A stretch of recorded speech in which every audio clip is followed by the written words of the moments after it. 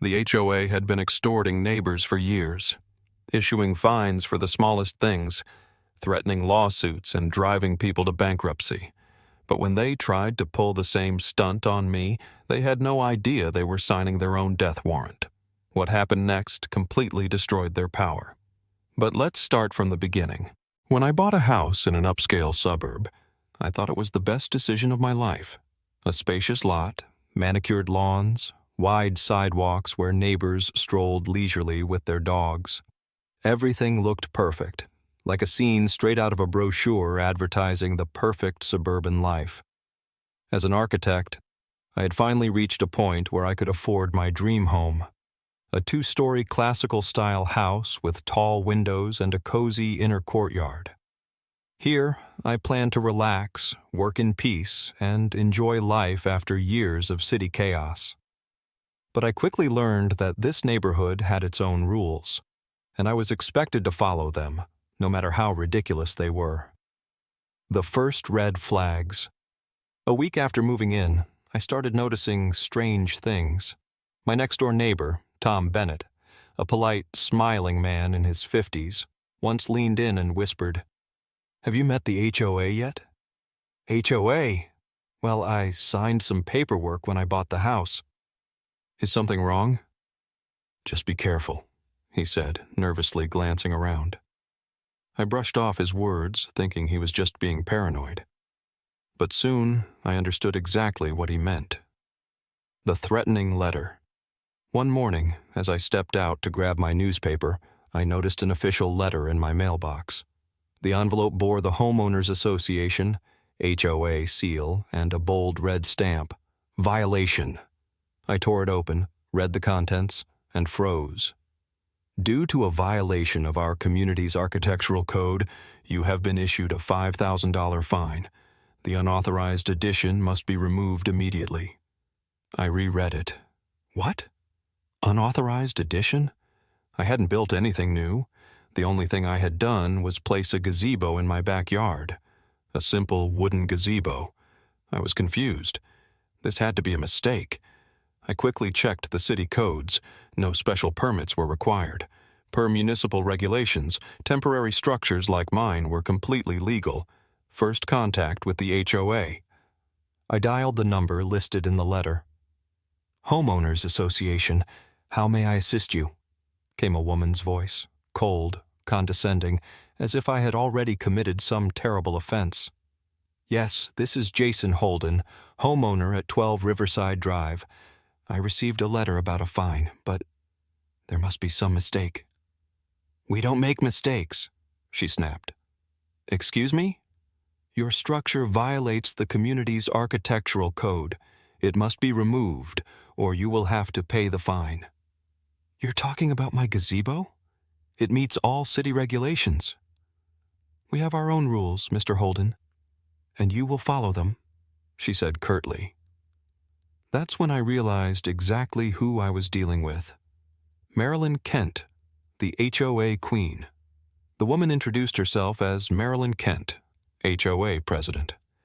It became clear that she ran everything in this neighborhood, and from her tone, she wasn't just managing the community.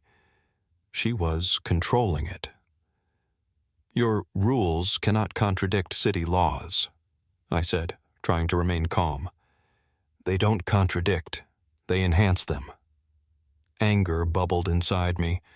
How exactly does my gazebo threaten the integrity of the neighborhood? It disrupts the visual harmony of the community. It's in my backyard, which is visible to your neighbors. It affects their property values. I couldn't believe what I was hearing. They wanted me to tear down my gazebo just because they didn't like it? And if I refuse? Then the fine stands, $5,000. I clenched my jaw. This wasn't about rules. They were trying to break me, just like they had broken everyone else. But I wasn't going to back down. Their biggest mistake? They didn't know who they were dealing with. I knew HOAs could be strict, but the more I learned about this association, the more furious I became. This wasn't just neighborhood management. It was a full-blown reign of terror. a small group of power-hungry retirees using fines and threats to keep homeowners in line. The HOA's victims. I started talking to my neighbors, and the more stories I heard, the tighter my fists clenched. The first person I visited was Tom Bennett. "Yeah, they fined me for inconsistent grass color," he admitted with a tired sigh. "I resodded my lawn 2 years ago, used a slightly brighter grass variety. They claimed it disrupted the visual balance of the street." "You're kidding." "Nope," he said, smirking bitterly. $2,000 fine, and a lawsuit threat if I didn't fix it. I could hardly believe my ears. Then I spoke with Kate and Marcus Hands, a young couple with 2 kids. "We wanted to put up a basketball hoop," Kate said, wringing her hands. "The kids begged us for one. We picked a nice simple design, but the HOA banned it." "Why?" "They said it would create an unkempt aesthetic." "A basketball hoop?" Kate fought back tears. Marcus exhaled sharply. "They threatened us with monthly fines until we removed it. We fought for a while, but eventually we had no choice." And that was just the beginning. Harold Miller, an elderly man who had lived here for 30 years, was forced to sell his home because the HOA bankrupted him with fines. "They charged me every month," he said, staring at the floor, "for my grass length, my shutters, my mailbox. Eventually, I just couldn't afford it. They won." These stories burned inside me like fire. I couldn't believe this was happening. The HOA's dirty secrets. But the worst revelation? It came by accident. I decided to dig into the HOA's financial records, which wasn't easy, but thanks to my experience in architecture and municipal projects, I knew how to find loopholes. And when I saw where the money was really going, my hands shook with rage. The fines they collected weren't being used to improve the neighborhood. They were lining the pockets of the HOA board. Marilyn Kent and her cronies were stealing from their own community. $12,000 for office maintenance, $8,500 for a board retreat, $5,000 for decorative enhancements, but no one had ever seen them. They were robbing the neighborhood under the guise of community standards. They were driving people into debt, making them afraid to live in their own homes, all while throwing lavish dinners and vacations on their dime. This wasn't an HOA. This was a mafia.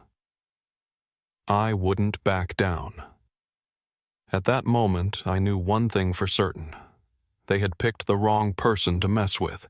If they thought I would just pay up and fall in line like everyone else, they had made a grave mistake. They thought I was just another pawn in their game. But I was about to burn their empire to the ground. I knew this day would come. After a week of digging through documents, talking to neighbors, and uncovering financial fraud, I was ready to strike. The HOA had ruled through fear for too long. But today, they were the ones who would be afraid. Facing the enemy, I walked into the HOA meeting with an icy calm. The room, cold and sterile, was set up like a corporate boardroom. At the long table sat Marilyn Kent and her inner circle. Behind them, a massive glass board displayed the HOA's motto. HOA, a commitment to order and harmony. I barely stopped myself from laughing. Marilyn adjusted her thin-framed glasses and gave me a patient, expectant look. "We're here to discuss your fine," she announced in her formal tone. "I assume you've already paid?" I smirked, reaching into my briefcase and pulling out a thick folder of documents. "Oh no, Marilyn," I said, pausing for effect. "I'm here to discuss the illegality of your fine." The counterattack. I flipped open the folder and spread out several documents in front of me. "Here's a copy of the city code, which clearly states that temporary structures like gazebos do not require HOA approval. Here's an official ruling from the Department of Architecture confirming that my structure is fully legal." And here's an official record from municipal planning proving that your so-called architectural code has no legal standing." The room fell silent. Marilyn paled but kept her composure. That's impossible," she stammered. I leaned in, locking eyes with her. "Oh, it's very possible." Seizing control. Now, it was my turn to push. I pulled out one more document. "I did some digging," I said slowly. "Your fines are illegal. Your expenses are unaccounted for. Your entire management style is nothing more than financial fraud." Marilyn tried to keep her face neutral, but I saw her hands tighten into fists. I continued. "This is an official notice from the city comptroller. An audit of your finances has been launched. Here's a request for a full review of HOA financial records over the last 5 years. And this is a demand for the immediate cancellation of all unlawful fines, including mine." I snapped the folder shut. "You can either revoke these fines now, or wait to face official charges for financial misconduct." The fall of the HOA silence. All eyes turned to Marilyn. She was trapped. This is absurd," she hissed, but her voice wavered. I crossed my arms and said nothing. I just let her feel it. The game was over. I didn't wait for their response. I simply stood up, gathered my documents, and walked out. Behind me, the room was dead silent. The HOA board members sat pale and speechless, not daring to stop me. I could feel their shock, their fear, their helplessness. And that was better than any answer. The aftermath. 2 weeks passed. I wasn't expecting to hear from the HOA. I knew they had lost. They could resist, they could try to claw back power, but their grip was broken. Then one morning I opened my mailbox. Among the usual bills and junk mail was an envelope sealed with the HOA's official stamp. I smirked. I already knew what it said. Tearing it open, I unfolded the letter. "This is to inform you that your fine has been revoked. The Homeowners Association has reviewed its policies and has decided to amend several community regulations." But that wasn't the best part. The last paragraph made me grin. "HOA President Marilyn Kent has submitted her resignation." I whistled. They folded. I set the letter down on my kitchen counter, poured myself a fresh cup of coffee, and took a sip of victory. The real reward. But the best part? The changes that followed. With the HOA's grip gone, my neighbors finally started living freely. The Hans family installed their basketball hoop. Their kids laughed and played in the yard. Tom Bennett repainted his shutters that forbidden color.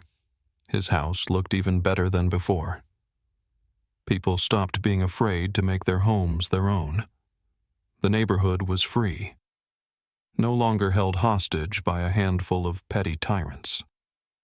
Final word. The HOA tried to break me. But in the end, I broke them. And next time someone decides to play dictator, they better make sure they know who they're up against, because some people don't bow. Some people fight back.